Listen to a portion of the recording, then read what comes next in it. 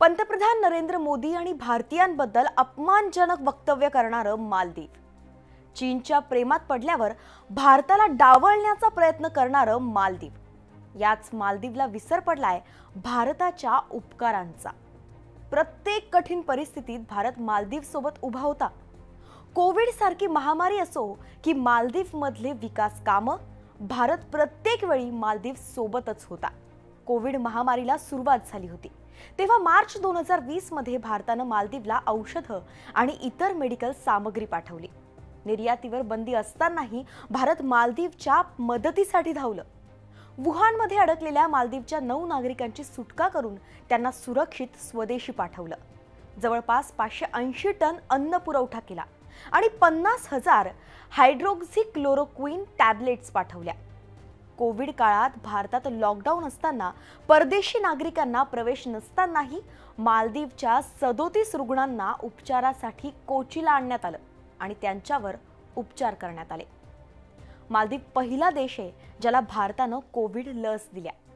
भारताकडून 1 लाख कोविड लसींचा पुरवठा मालदीवला करण्यात आला। जानेवारी 2021 मध्ये पहिली खेप गेल्यानंतर लगेच फेब्रुवारी मध्ये 1 लाख लसी आणि त्यानंतर मार्च मध्ये सुद्धा आणखी 1 लाख लसी, अशा एकूण 3 लाख लसींचा डोस भारताकडून मालदीवला देण्यात आला होता। भारत मालदीव मैत्री इथपर्यंतच नाहीये, तर मालदीवच्या विकासासाठी 1.30 बिलियन US डॉलर्सची गुंतवणूक भारत करत आहे। मालदीव मधल्या 8 डेव्हलपमेंट प्रोजेक्टला भारत आर्थिक मदत करत आहे। त्यासोबतच हणीमधू इंटरनॅशनल एअरपोर्ट, या एअरपोर्टच्या विस्तारासाठी भारत 800 मिलियन डॉलर्सची मदत करत आहे।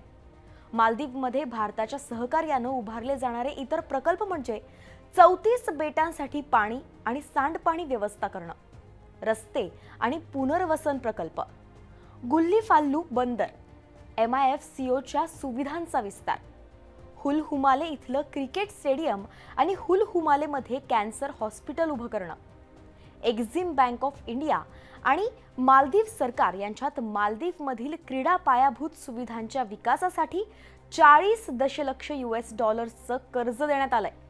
तर 2022 मध्ये मालदीव सरकारच्या विनंतीला प्रतिसाद म्हणून भारतानं अर्थसंकल्पीय सहाय्य म्हणून 100 दशलक्ष US डॉलर्सची आर्थिक मदतही केली आहे। मालदीव सध्याच्या सरकारला आणि अध्यक्ष मोहम्मद मुइझ्झूंना मात्र या सगळ्यांचा विसर पडलाय। सत्तेत येण्याआधीपासूनच ते भारताचा विरोध करतायत। कठीण काळात केलेली मदत विसरणाऱ्या मालदीवला ही चूक महागात पडणार हे मात्र नक्की। तुम्हाला काय वाटतं? कमेंट्स मध्ये नक्की सांगा आणि अशाच माहितीसाठी न्यूज 18 लोकमतला फॉलो करायला विसरू नका।